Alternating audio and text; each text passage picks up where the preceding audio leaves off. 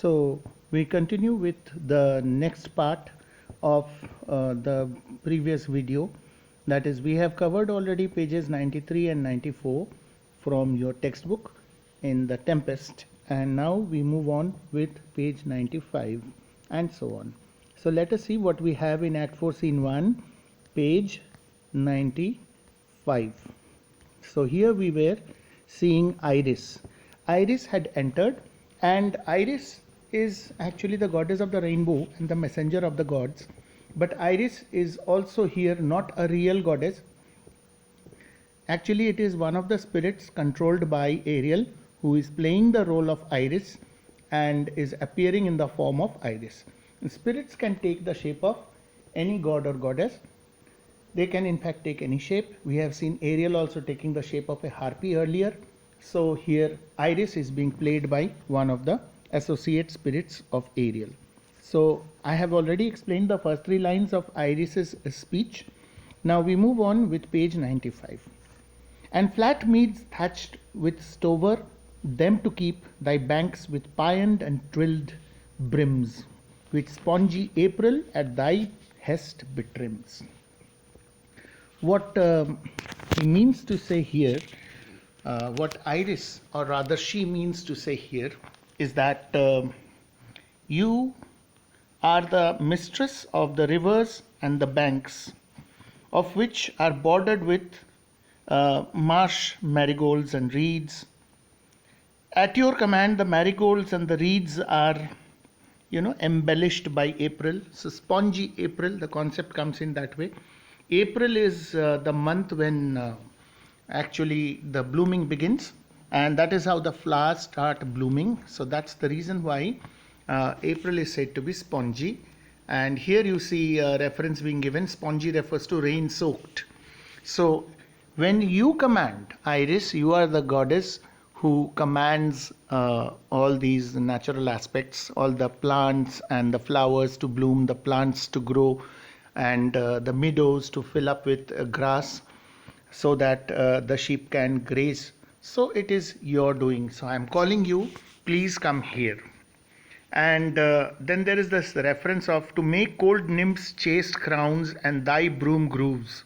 So you see the chaste crowns and the nymphs, there is a reference here of the nymphs. So at your command, the marigolds and the reeds are embellished by April, the month of showers, to serve as a crown to be worn by the passionless and pure deities who dwell in rivers and streams. So the flowers which bloom, these are then made into crowns by those deities or goddesses who live in the rivers and in the streams. So there are all sorts of gods and goddesses according to old Greek and Roman mythology and European mythology. So this is the reference being used here. And then she goes on to say, whose shadow the dismissed bachelor loves, being Laslon, thy pole-clipped vineyard, and thy sea marge, sterile and rocky hard. So here it means that to you belong also the groves of the broom plants, whose shade is loved by the young man who has been rejected and forsaken by his beloved, that is, the girl he loves. To you belong the vineyards, in which the poles supporting the vines seem to be embracing the vines. Okay, so then and thy sea marge, sterile and rocky hard, where thou thyself dost err. Now this means to you belongs the seashore with its barren and hard rocks, on which you roam to enjoy the fresh air. The queen of the sky, whose watery arch and messenger am I. The queen of the sky, whose watery arch, meaning the rainbow, and messenger I am. I already told you that Iris is the messenger of the gods of the gods and also the goddess of the rainbow. So watery arch refers to rainbow, and the queen of the sky, of course, is Juno. She is the queen of the gods and goddesses. So I am her messenger, and I am also the rainbow. Bids thee leave these, and with her sovereign grace, here on this grass plot, in this very place, to come and sport.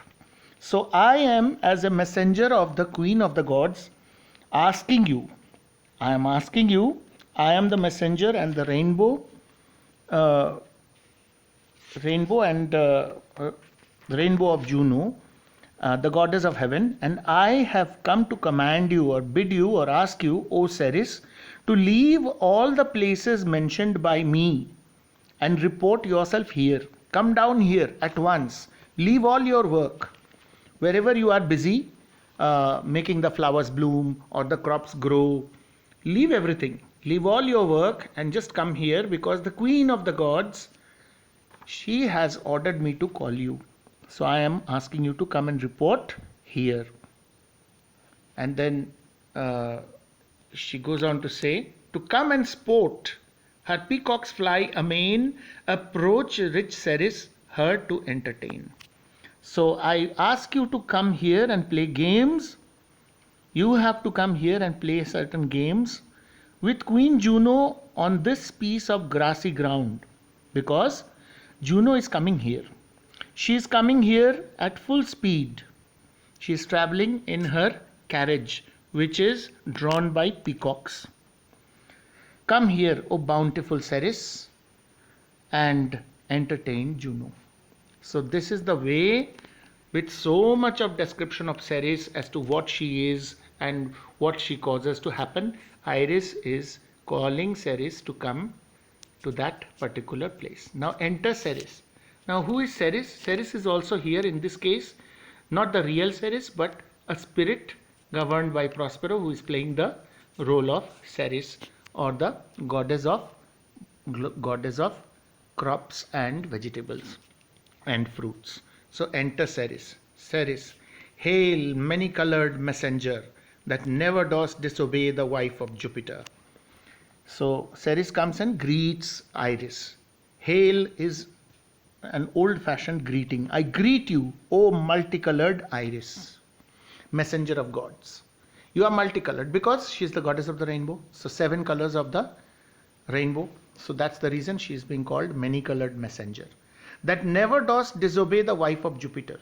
You are the one who never disobeys the wife of Jupiter. Who is the wife of Jupiter? Juno. Juno is the queen of the gods and Jupiter is the king of the gods. Jupiter is the husband of Juno. Juno is the wife of Jupiter. Who with thy saffron wings, you never disobey the queen, and who with thy saffron wings upon my flowers diffusest honey drops, refreshing showers. So you are the one who helps me to grow, to make the flowers bloom, because you bring rain. You are the goddess of the rainbow, and you, with your saffron wings, you shower droplets of water upon my flowers. And that's the reason why they get refreshed and they bloom properly and beautifully. And with each end of thy blue bow dost crown my bosky acres and my unshrubbed down. Now, when you see the rainbow in the sky, what do you see? It seems to start from one part of the horizon, that is from the ground, and then goes all the way up into the sky, and then arches all the way down to the other side, and again seems to touch the ground on the other side. So it's like a bow, and it seems to start from the ground and it ends also in the ground itself. So that's the reason why this description is very apt, because here Ceres is saying that with each end of your blue bow, you actually crown or decorate the beautiful acres and acres of land which I cultivate. I make them full with grass and I make them full with fruits and flowers, and these acres of land are actually beautified by you, your beautiful colors add to the beauty of the landscape. So you almost touching the earth with either end of your bow, you crown those fields.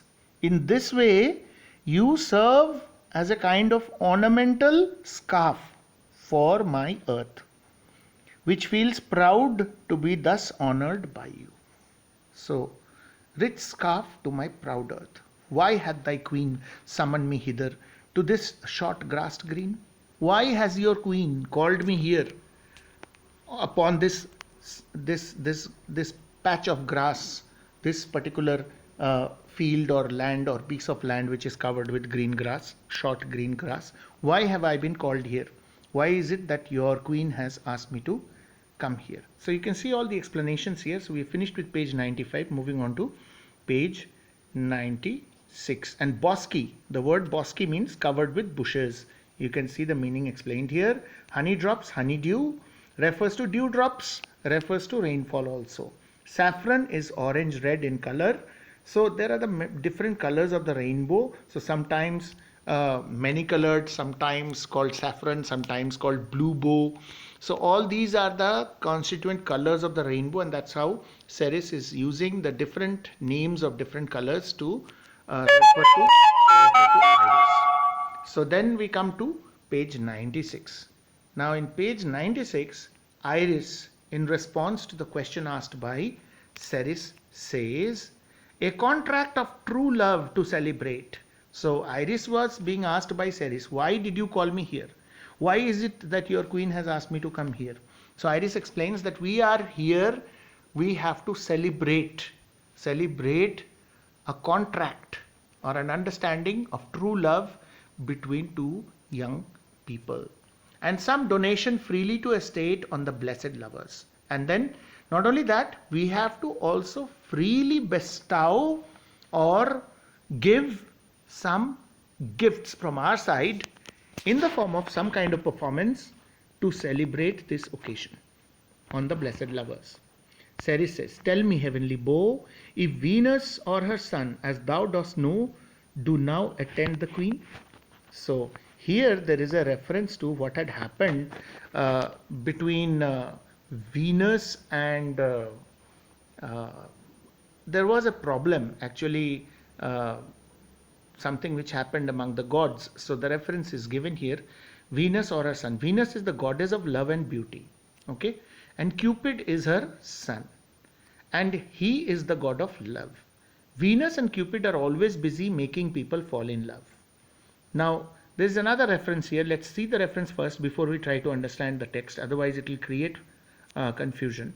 So you see here Dis, there is a reference to Dis. Dis is the other name of Pluto, and Pluto is the god of death according to classical mythology. Pluto had taken the help of Venus and Cupid, Venus's son Cupid, and had abducted, kidnapped whom? Proserpina. Who was Proserpina? Ceres' daughter. Now here we have Ceres. Ceres had a daughter. Her name was Proserpina. She was very beautiful. She was young, and the god of death Pluto wanted to marry her. But it was not possible for Pluto to kidnap her or abduct her by himself. So he took the help of Venus and Cupid. And with the help of Venus, mother and son, Venus the mother and Cupid the son, with their help, Ceres' daughter was kidnapped from the earth to his own kingdom. Now where does the god of death live? Obviously he lives not on earth, not in heaven, but in hell.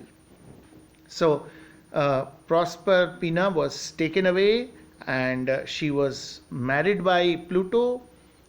Pluto married her, and then she was kept as his wife by him in his own kingdom.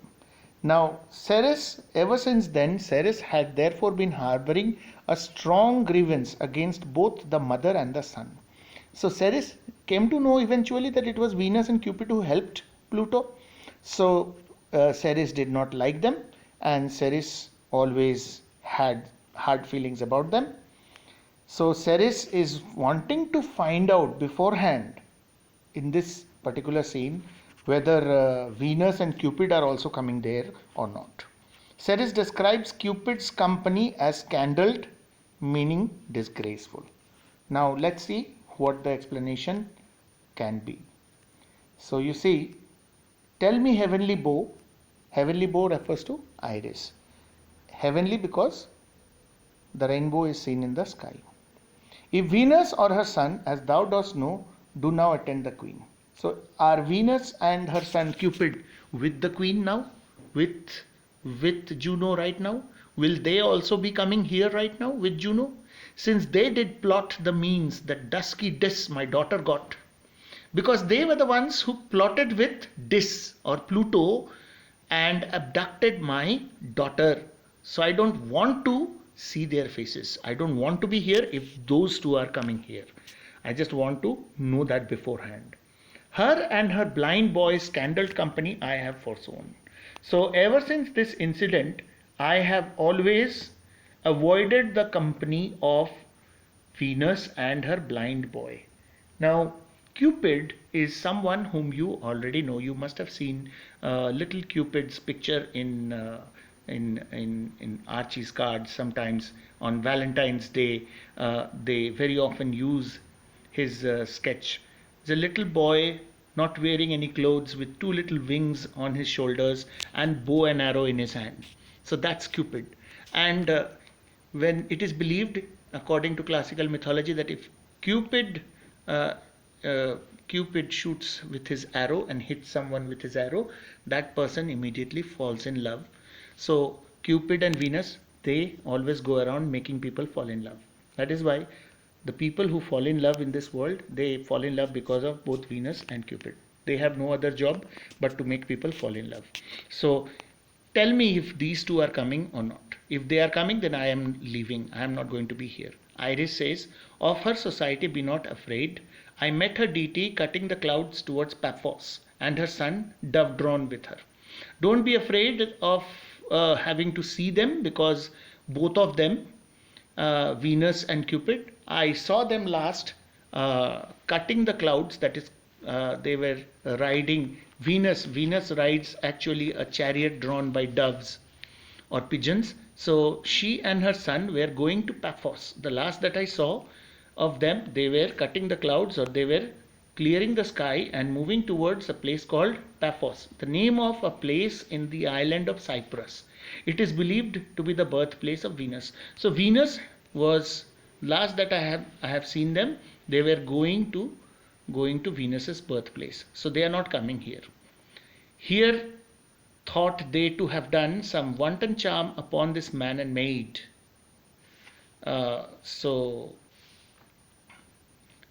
Some kind of, so what he means to say here is that,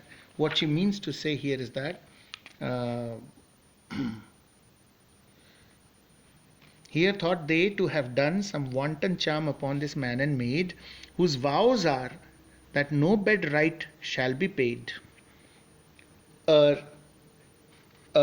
Hymen's torch be lighted, but vain. So the meaning is simple, that they certainly wanted to come here in order to play some amorous trick upon both Ferdinand and Miranda, who are under a vow not to get physically involved till they are auspiciously married with each other. So realizing that they could not do anything as of now, these two characters, Venus and Cupid, they decided not to come here. So they have not come here. They are not coming here. So Venus and Cupid failed in their plan, and the result was that Venus, who is a very passionate deity and who is the mistress of Mars, the god of war, has gone back, while her ill-tempered son Cupid has broken his arrows of love in his state of desperation. So, but in vain, Mars's hot minion is returned again. Her waspish-headed son has broken his arrows. Waspish-headed is explained here. So, Hymen's torch. Hymen was the god of marriages, and he was supposed to be carrying a lamp which was lighted when a marriage was solemnized. Mars refers to the god of war, and Venus is said to be the mistress of Mars, not his wife, but his mistress. And her waspish headed son, explained here, Cupid, who is here regarded as irritable. Cupid is waspish because he stings by hitting people with his arrows, which make them fall in love. So he has become so desperate. His mother and they could not do anything about Ferdinand and Miranda at this point. So out of desperation, he has broken his arrows. So this is the situation. So they are not coming. Swears he will shoot no more but play with sparrows. And what has Cupid said? That he will not shoot any more with his arrows. Instead, he will play with the sparrows and be a boy right out. And that's how he will behave like any other ordinary small child or young boy. Ceres says, highest queen of state, great Juno comes, I know her by her gait. So the highest queen of state, Ceres, is now approaching. Juno is now approaching. I can make out by her movements. I can already hear the footsteps or the movements of Juno. She is the highest queen of state, and great Juno, she is coming here. I know her by her gait. That means I know her by the manner of walking, the way she walks. So with that we come to the end of page 96. So we have finished again 2 more pages, 95 and 96. This will continue again in the next video. We will continue with page 97 and 98. Thank you very much.